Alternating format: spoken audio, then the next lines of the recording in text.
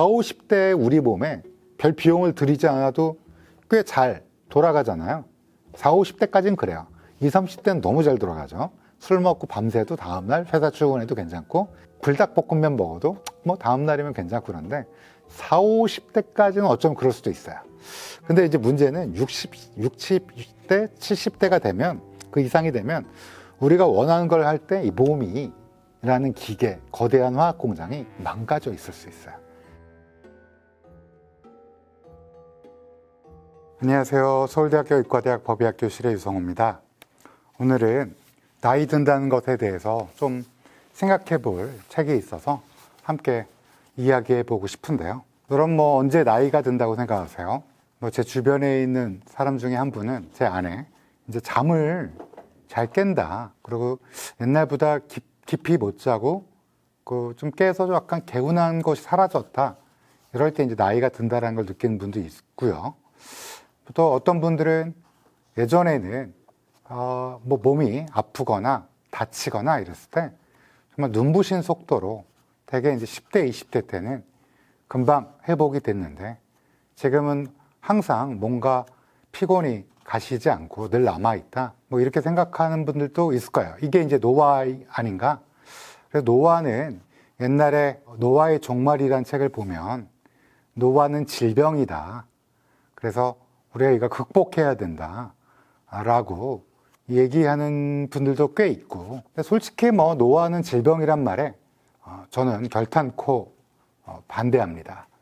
노화는 질병이 아니고요, 삶의 자연스러운 과정이고, 그 누구도 피해갈 수 없고요, 누구나 나이는 들고 누구나 몸이 쇠약해지고, 그렇기 때문에 더더욱 우리가 이 노화라는 것을 어떻게 받아들이고 또 어떻게 조금이나마 우리의 삶에 좋은 점을 찾을 수 있을까라는 생각을 많이 해서, 저는 이런 관련된 전문가들의 책, 사자 책도 있어요. 솔직히 책이라고 다 좋은 건 아니고요. 근데 오늘 제가 읽어보고 합리적이고, 또 의사지만 의학 그 너머 우리 인간을 노화로서 바로 받아들일 수 있게 쓴 책, 더더군다나 이걸 쓴 분은 70대에 쓰신 아주 유명한 분이 쓰신 책이 있어서 제가 읽고 조금은 감명, 감동, 그리고 마음속 깊숙이 울림이 있어서 소개시켜 드리려고 해요.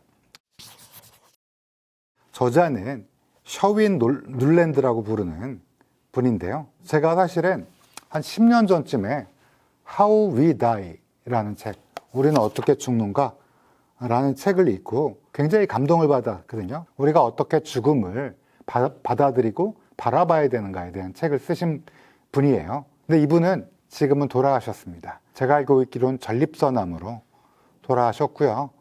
그렇지만 이분이 남긴 이 내용은 그분의 인생과 전혀 어긋나지 않고 지금 역시 우리에게도 굉장한 울림을 준다고 생각합니다. 이 책에서는 나이 든다는 거, 에이징, 이 원래 제목은 이 책은 나이 든다는 것의 의미라고 우리나라에선 번역이 됐는데요. 원제는 The Art of Aging, 목차를 보시면 처음에는 이런 얘기를 합니다. 나이 든다는 게 반드시 나쁜 거냐? 그렇지 않아요. 원래 땅거미가 지면 이제 별들이 하나둘씩 보이잖아요. 우리가 인생에서 땅거미가 질 때, 땅거미가 언제 질지는 모르지만 조금 어슴푸레할 때 보이는 그 풍경은 아름답고요, 또 오늘 하루를 어떻게 보냈는지에 대한 그 다음에 반추를 할 수 있는 시기잖아요. 근데 많은 분들은 나이 들면 끝 아니에요? 이제 50대 되면 영 50, 영 40, 50, 이제 60이면 끝난 것처럼 20대 때는 그렇게 생각할 수도 있어요. 근데 막상 60이 되고 70이 되고 80이 돼도 또 90이 된다 하듯 사람은 계속해서 성장할 수 있어요. 뇌 용량은 매년 5%씩 50세 이후에 좀 줄어들긴 해요. 그러면 뇌 용량, 뇌 세포가 조금씩 줄어들면 떨어지는 거 아니에요? 어쩐지 나이가 드신 분들이 키오스크 앞에서 뭐야? 한 다음에 한참 동안 민첩함이 떨어지는 거는 뇌 용량이 줄어서 그런 거니까 나이가 들면 무쓸모가 되는 거냐? 전혀 그렇지 않죠. 뇌에는 가소성이라는 게 있습니다. 그래서 뇌세포 숫자가 준다고 한들, 예를 들면 뇌 가소성의 대표적인 게 뇌졸중을 알아갖고 한쪽 뇌가 손상을 입더라도 또 피나는 재활 훈련을 통해서 이게 다시 정상적으로 잘 활동하신 분들, 뭐 완벽하진 않더라도 자신의 인생을 다시금 꾸리시는 분들을 아마 보신 분이 있을 거예요. 그게 그러면 가능한 거냐? 가능하죠. 뇌의 가소성. 나이듦도 똑같습니다. 뇌세포는 일단 줄 수도 있어요. 그렇지만 축삭돌기나 어떤 가지들이 이 시냅스가 강화되면서, 즉 연결성이 강화되면서 오히려 집중시키는 힘뿐만 아니라 에너지를 결집시키는 그런 파워는 나이 들면 더 좋아진다는 것들은 잘 알려져 있습니다. 그냥 이거를 그냥 그럴 것이다 이렇게 쓰는 책들은 신뢰가 안 가잖아요. 근데 이분은 의사고 꽤 오랫동안, 저희는 뭐 논문을 뭐 평생 읽어야 되는 학문이에요. 의학이라는 거는 한 번 공부하면 끝, 이게 아니라 매년 새로운 것들이 나오고 새로운 지식들과 이거에 따른 새로운 방침이 있기 때문에 그런 뭐 과학적인 내용과 이분이 70대에 쓰신 책이기 때문에 그거에 대해서 자신이 직접 느낀 것들 첫 번째 챕터에서 기술하고 있습니다. 다만 우리가 이제 우리의 육체와 뭐 정신이 아무래도 젊은 시절보다는 조금은 약해진 건 분명해요. 그럼에도 불구하고 욕구는 똑같아져요. 만약에 나이가 들어서 욕구가 모두 사라지면 우리 모두 부다가 될 건데, 부처님이 되겠죠?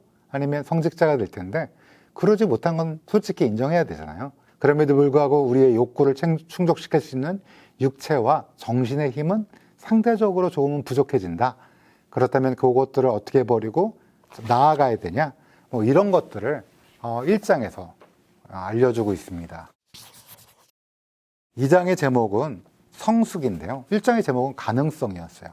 나이가 든다고 가능성이 떨어지는 건 아니다 라는 말씀을 드렸는데, 성숙이란 걸 보면 우리 모두 성숙해지는 거 아닌가요? 이렇게 얘기하는데, 사실 부정적인 면을 우리가 간과할 수는 없어요. 그러면 이거가 어떤 기준으로 이렇게 되는가를 자세히 설명하고 있어요. 즉 노화의 기전. 노화의 기전이면 우리가 흔히 아는 뭐라 그럴까, 탈로미어부터 시작하는 여러 가지 기전을 설명하고 있나요? 그렇게 하면 좀 어렵잖아요. 그래서 이분은 좀 넓게, 그리고 임상의학적으로 우리가 약해지는 거 뭐가 있을까요? 뭐 유전적 영향이 있겠죠. 그리고 끊임없이 우리는 나이가 들수록 질병에 노출되게 되고요. 또 환경적 영향, 뭐 담배를 핀다든지 술을 그동안 쭉 많이 마셔왔잖아요.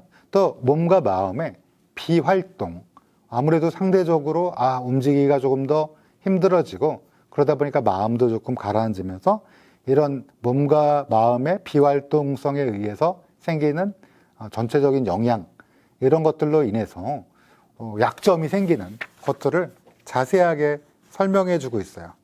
뇌도 그렇고요. 심장도 여러분 놀랍게도 심장의 세포 숫자도 줍니다.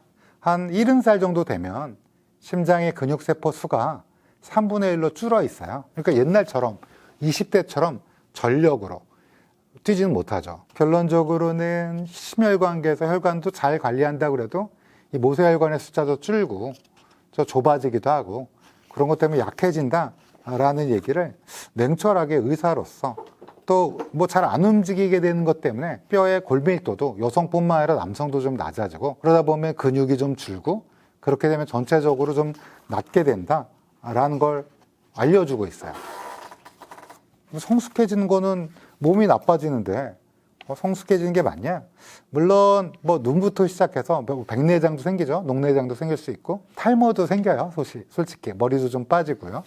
머리끝부터 발끝까지 모든 게 다 조금씩 에이징 사는데, 그러면 방법이 없느냐? 이런 거를 우리가 이제 성숙이란 키워드랑 같이 매칭하려면 중간에 매개체가 있어야 돼요. 몸과 마음이죠. 그러면 몸은 어떻게 해야 되냐? 여러분, 그러면 바로 운동인가? 그럼 마음은 어떻게 될까요? 따뜻하고 다른 사람을 배려하는 그런 마음 아닌가?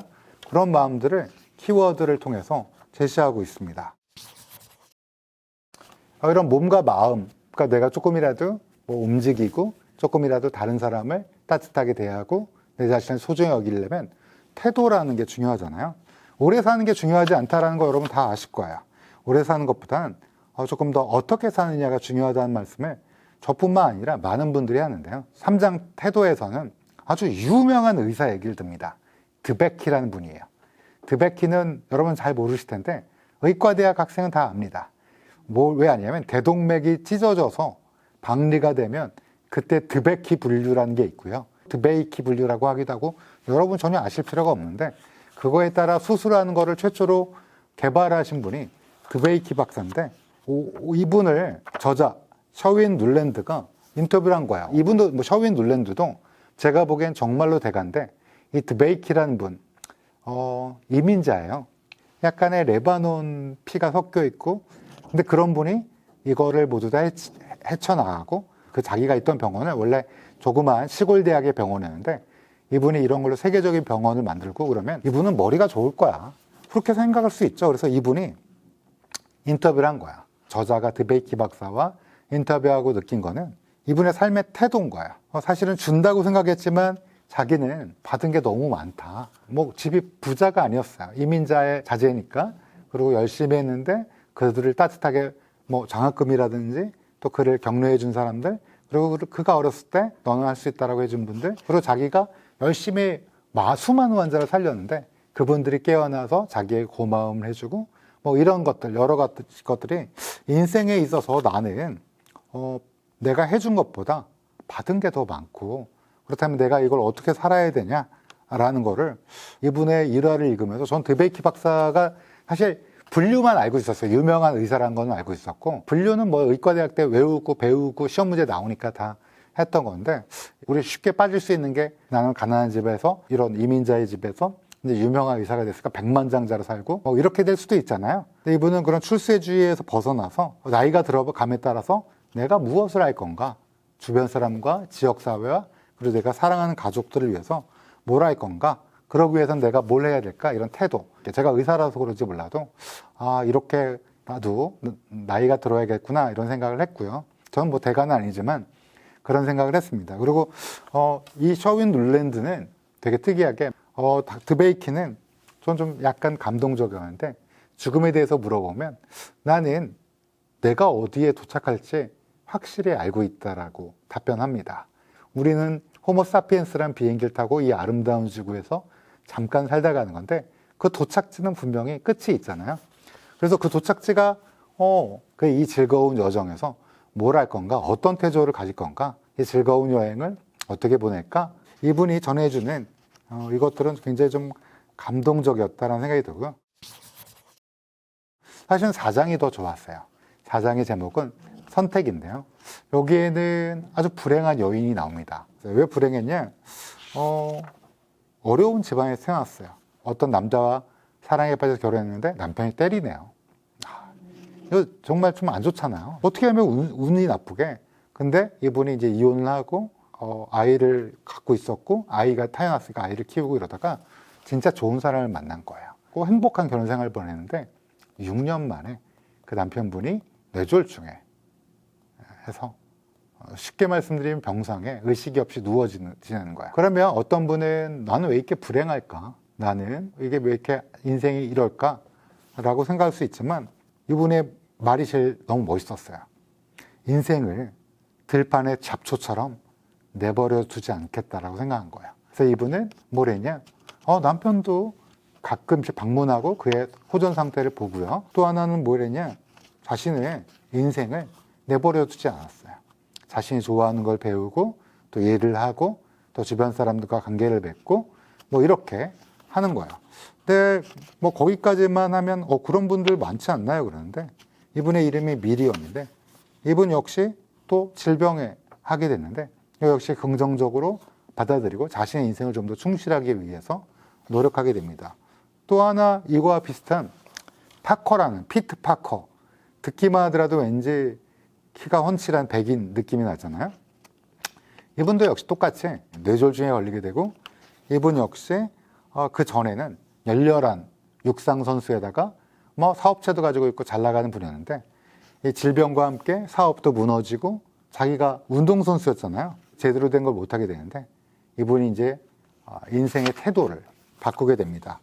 그래서 내가 누군지, 내가 어떤 사람인지, 그리고 내가 지금 할 수 없는 게 뭔지, 그리고 인생의 들판에 그냥 잡초처럼 함부로 대하지 않고 자신을 소중히 여기면서 노년을 맞이하면서 오히려 이분이 그 전보다는 더 즐겁고 소중한 인생을 살고 있다라는 이런 것들. 그래서 여기서 역경을 맞이해도 우리는 항상 선택의 가능성이 있다라는 것을 이분이 시사해 줍니다. 40, 50대 우리 몸에 별 비용을 들이지 않아도 꽤 잘 돌아가잖아요. 40, 50대까지는 그래요. 20, 30대는 너무 잘 돌아가죠. 술 먹고 밤새도 다음날 회사 출근해도 괜찮고, 불닭볶음면 먹어도 뭐 다음날이면 괜찮고. 그런데 40, 50대까지는 어쩌면 그럴 수도 있어요. 근데 이제 문제는 60대, 70대가 되면, 그 이상이 되면 우리가 원하는 걸 할 때 이 몸이라는 기계, 거대한 화학 공장이 망가져 있을 수 있어요. 이분은 기본적으로 의사예요. 그렇기 때문에 기본적인 몸을 어떻게 잘 해야 되는가를, 또 그 이상의 우리가 삶의 의미, 나이가 든다는 것의 의미가 뭐고, 그러면 우리가 몸을 그렇게 잘 관리하는 것도 중요하고, 또 어떻게 받아들여야 되는지에 대한 굉장한 인사이트를 여기서 얻을 수 있는 분도 분명히 있다라고 생각해요. 사실 여러분 지금 이걸 만약에 보시는 20, 30, 40대, 50대 초반이라면 뭐 운동하고, 그 다음에 식습관 제대로 하고, 환경적 요인을 바꾸고, 예를 들면 흡연을 안 하고 또 술을 줄인다든지 이렇게 하면, 그럼 도대체 뭐 인생이 뭐가 재밌느냐? 인생 이거 폭식하고 뭐 대창도 먹고 담배도 피면서 친구들이랑 즐겁게 하오하는 게 중요한 거 아니냐라고 얘기하는데, 끝에 너무 오랫동안 아프면 인생이 힘들어요. 그러면 얼마나 그러면 저희 건강하게 오랫동안 있냐? 그러면 10에서 15% 인생에 한 8년 정도는 훨씬 더 건강하게, 8년 동안 굉장히 아프면서 지낼 거냐? 뭐 이런 얘기도 약간 협박 같지만 정유환 교수도 늘 얘기하고, 노인병학 하신 분들을 다 얘기하는 그런 내용도 실려 있습니다. 대표적인 게 이제 지혜. 노인이 되면 다 지혜가 되나요? 노화가 되면 다 지혜를 얻나요? 이렇게 얘기하는데, 히브리어로 나이 든다는 게 자켄이라고 부른대요. 근데 이 자켄이 그냥 지혜가 생기는 게 아니라 지혜가 있어야 된다는 거예요. 무슨 말이냐? 나이가 들면 지혜가 있어야 된다는 거예요. 다시, 나이가 들면 지혜가 모두 생기는 게 아니라 나이가 들면서 지혜가 있어야 되는 거예요. 근데 간혹 우리는 나이가 들면 모두 다 지혜롭게 된다고 생각하는 분들도 있어요. 그래서 어르신이 말씀하시는데 이놈 근데 그런 꾸짖음이 잘 안 통하는 건 아마도 듣는 사람이 이분이 지혜롭지 않다라는 걸 아마 간파해서 그럴 거예요. 그럼 지혜를 얻어야 되는데 그러면 어떻게 해야 되는 거냐? 굉장히 여러 가지 얘기가 있는데, 제가 말씀드리고 싶은 거는, 우리가 나이가 들어서 세 개의 친구가 있어야 돼요. 첫 번째가 다른 이들을 배려하고 그들과 유대감을 갖는 것. 두 번째 친구는 건강하게 움직일 수 있도록 신체 능력을 잘 유지하는 것. 세 번째, 호기심을 갖고 창의성을 갖는 거예요. 이 세 가지가 우리가 노인이 됐을 때 지혜롭게 살 수 있는 것. 이 내용에 대한 전반적인 것들이 이 책에 잘 녹아 있다고 생각합니다. 이 책 어떤 책인지 아시겠죠? 내 몸의 신체적 능력을 유지하고, 노화란 무엇인가? 왜 늙는 건가? 이에 대한 기전부터 이거를 어떻게 하면 되는가에 대한 해결책까지 있고요. 이게 전반적인 노인병에 많은 분들이 얘기하시는 거고, 그것뿐만 아니라 다른 사람과 유대감을 갖고 공감하고 배려하려면 어떻게 해야 될까? 내가 늘 늙어서도 호기심을 갖고 또 다른 사람과 창의성을 함께 나누려면 어떻게 해야 될까? 이런 얘기를 이 책 안에 잘 실어져 있어서 저는 이 책을 추천합니다. 여러분 엔딩 드림 뭐예요? 97세쯤, 너무 긴가요? 93세쯤 질병이 응축되는 거예요. 질병의 응축은 굉장히 유명한 건데 짧게 아픈 거예요. 그리고 어때요? 그동안 걸어다니고 주변 사람들과 즐겁게 이야기하고 배우자가 살아있고 적절한 돈도 가지고 있고, 이게 여러분의 엔딩 드림 아니에요? 여기 안에 그 시크릿에 3분의 2쯤 담겨져 있습니다. 제가 10년 전에 읽고 감동한 책의 저자를 책을 다시 읽게 돼서 매우 기뻤을 만큼 좋은 분이시고요. 여러분의 인생에 도움이 될 책이라고 생각합니다. 긴 시간 동안 들어주셔서 감사합니다.